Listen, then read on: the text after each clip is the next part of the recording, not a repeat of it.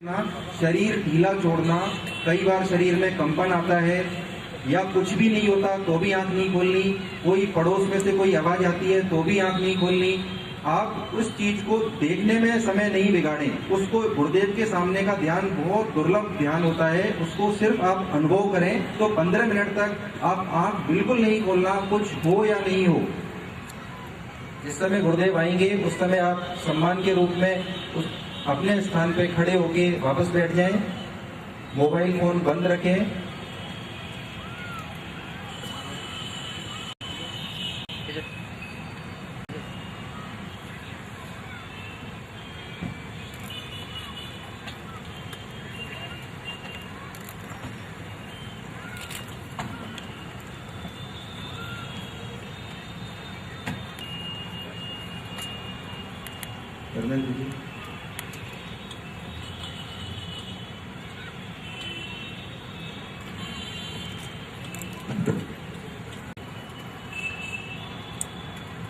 Kamal Singh ji Sancheti, advocate Shri Sharad Patel.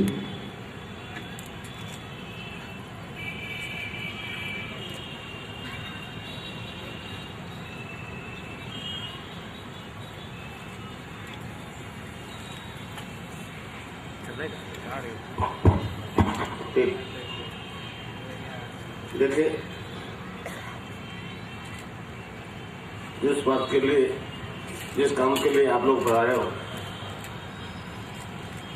उसका थोड़ा मैं फिलोसफिकल आधार बता दूं, क्योंकि हजारों तरह के प्रश्न आपके दिल में हैं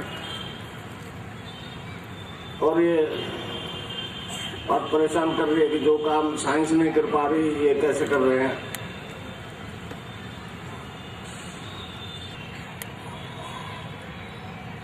ये एक शैव दर्शन है, शैव दर्शन, कश्मीरी शैव सिद्धांत है। कश्मीरी शैव सिद्धांत में जाति धर्म वर्ण का कोई मतलब नहीं होता, वो तो मानव मात्र के विकास की बात करता है। और योग के बारे में इस वक्त बहुत ज्यादा चर्चा है, पूरे देश में है।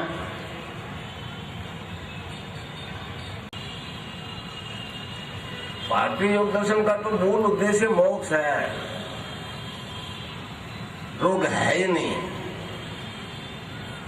अब पातंजलि योग दर्शन का प्रचार खूब हो रहा है, मुझे बड़ी खुशी है कि इसकी जानकारी कम से कम आप लोगों को मिली। 195 सूत्र है, छोटा सा एक योग दर्शन है, वो इस वक्त का एक ऑथेंटिक है। उस पातंजलि योग दर्शन में आप उठा के देख लो, कहीं रोग का एक शब्द नहीं मिलेगा आपको। वो तो एक क्रियात्मक ढंग से मतलब मनुष्य के विकास की बात करता है, समझे। और ये पाश्चात्य सिलेबस है, लेक्चरर्स है, योग करवाते हैं और वही फिजिकल एक्सरसाइज करवाते हैं। फिजिकल एक्सरसाइज का इसमें कोई लेना ही नहीं है, ये तो हठी होगी है, हठी होगी। और मैं जो आपको बता रहा हूँ वो एक ऐसा तरीका है जिसमें आपको सब कुछ आराम से घर बैठे परिवर्तन आ जाएगा, किसी योगाचार्य के पास जाने की जरूरत नहीं है। मैं एक ऐसे योगाचार्य से आपका इंट्रोडक्शन करवा दूंगा जो आपके अंदर बैठा है। तो हमारे योग दर्शन में सिद्ध योग, एक सिद्ध योग, इसको सिद्ध योग कहते हैं। यह गुरु शिष्य परंपरा में चलता है, समझे। मैं कोई महान आदमी नहीं हूँ, आपने मुझे ऊपर बैठा दिया, आप नीचे बैठ गए, आप छोटे नहीं हो गए। ये तो पहले से चली आ रही व्यवस्था है भाई, समझे। तो इस प्रकार जो मैं आपको बताऊंगा उससे आपके सारे शारीरिक रोग, मानसिक रोग ठीक हो जाएंगे। आप अपने अंदर की शक्तियों को चेतन करोगे। किसी गुरु के पास देने लेने की गुंजाइश नहीं भाई। जो मेरा शरीर का सिस्टम है वो आप सबका, इसमें विकास हो गया, आप में क्यों नहीं हो सकता, समझे नहीं समझे भाई। ईश्वर तो घट घट का वास है ना, अब ठीक है, ये बात भी सत्य है कि हमारा देश एक पतन के काल से गुजरता हुआ आ रहा था। तो कलयुग का पैर है, कलयुग में तो अंधकारपूर्ण युग है, तो इसमें तो वो प्रकाश चांद और तारों से ले रही है रात को दुनिया, तो इसलिए चांद और तारे वाले धर्मों का बोलबाला। मगर आप देखते हो जब सूर्योदय हो जाता, चांद तारे रहते तो है ना, क्रियात्मक ढंग से एड्स ठीक हो जाए, फिर फार्मेसी आ जाएगी, तो इसको हाईलाइट ही नहीं होने दिया जा रहा। मतलब जिस देश की ये नीति है, जहाँ ये ज्ञान पैदा हुआ है, इसको हाईलाइट नहीं होने दिया गया। गुजरात में नहीं आया, मैं बहुत कब आया, एक दो बार अहमदाबाद आया, या तो नहीं आया। यहाँ मेरे शिष्य हैं काफी, बॉम्बे मेरे को प्रोग्राम होते हैं तो यहाँ से लोग जाते हैं। तो मैं आपको एक तरीका बताऊंगा केवल नाम जप का, और उससे विघ्नों का अभाव भी हो जाता है। जो विघ्न आ चुके, जो कष्ट आ चुके तो आ चुके, आगे जो आने वाले हैं उनका अंत हो जाता है। समझे? महर्षि अरविंद ने इसको संजीवनी मंत्र कहा है, संजीवनी मंत्र। तो मैं राम के नाम की दीक्षा देता हूँ, समझे नहीं समझे? आगे दे जाता है कोई मान विभूति, तो इस प्रकार मेरे में एक विकास हो गया। उसके कारण से अब जो आवाज आ रही है, मैं तो आपको दिखता हूं मगर अंदर बोलता गगननाथ है, समझे?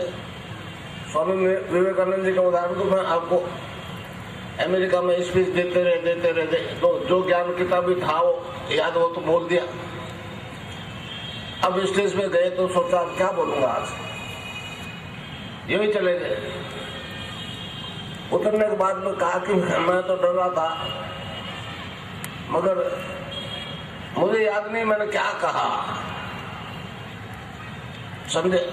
मैं नहीं बोल रहा था, वो रामकृष्ण परमहंस बोल रहे थे भाई।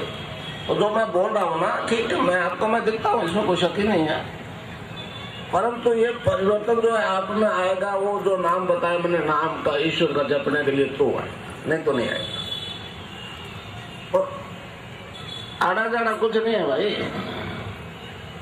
आप जन्म से पूर्ण हो, आप नहीं समझ पा रहे आप क्या हो। मैं तो आपको अपने आप से इंट्रोडक्शन कराऊंगा, कुछ भी नहीं दूंगा, किसी को देने लेने की गुंजाइश नहीं भाई। कोई कुछ कहता है मुझे कोई फर्क नहीं पड़ता, मगर मैं तो साफ कहता हूँ कि मेरे पास कुछ नहीं है, जो मेरे पास है आप सबके पास है। उन शक्तियों को आप चेतन कर सकते हो, जैसे मैंने किया गुरुदेव की शरण में जाकर। एक हमारा ये दर्शन का विधान है।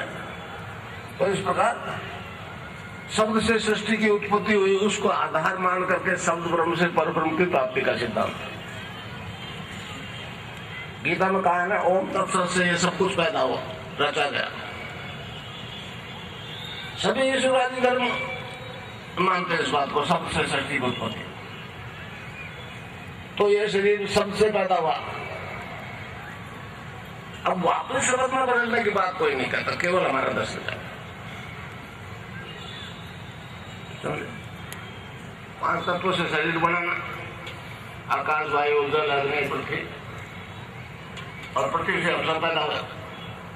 तो उस परम सत्ता ने, मतलब वो डिसेंट होते होते इस रूप में आके बैठ गई। अब वापस तत्वों को जीतते हुए वापस अपने यहाँ पहुंच जाओगे, अपने असली स्वरूप में पहुंच जाओगे। ये बात केवल वैदिक दर्शन करता है।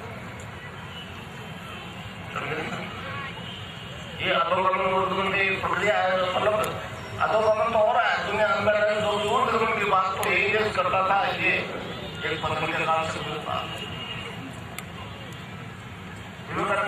कहा कि 2 घड़ी जो अमावस्या की रात्रि के अंधकार है, ऐसा इस देश को कभी अंधकार नहीं आया। ये देश के अंदर गिरा है, लेकिन उठा है, परंतु इतनी गिरावट पहले नहीं आई। मगर उसी शक्ति से मैं कहती कि उत्थान भी वैसा ही होगा जैसा आज तक कभी नहीं। उत्थान में वैसा ही होगा जैसा आज तक कभी नहीं हुआ।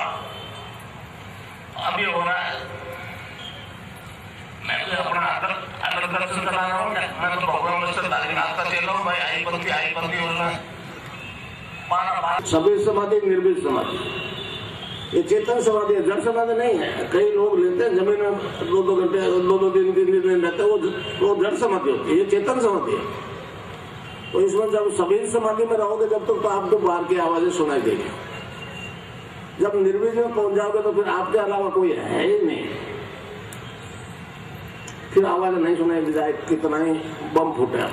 तो ये एक प्रक्रिया है आराधना की।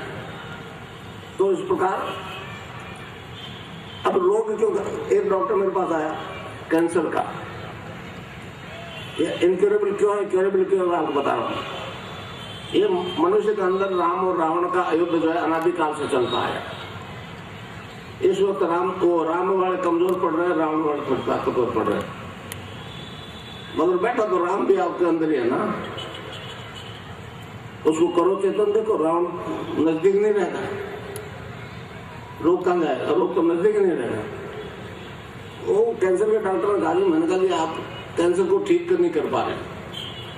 उन्होंने कहा मुझे पता ही नहीं है अब रीजन क्या है, जड़ का। ये कहता है पॉजिटिव, आज तक विज्ञान ठीक नहीं कर सका। एक मजाक की बात नहीं कर रहा।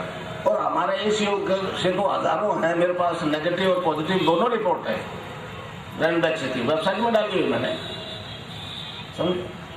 तो ये कोई असमान नहीं हो रहा है, ये कोई आश्चर्य नहीं हो रहा है, ये कोई मिराकल नहीं है भाई। ये मनुष्य जाति में होने वाला एक न्यू विकास है। हमारा ऋग्वेद कहता है मनुष्य शरीर की रचना 7 प्रकार के कोष से हुई।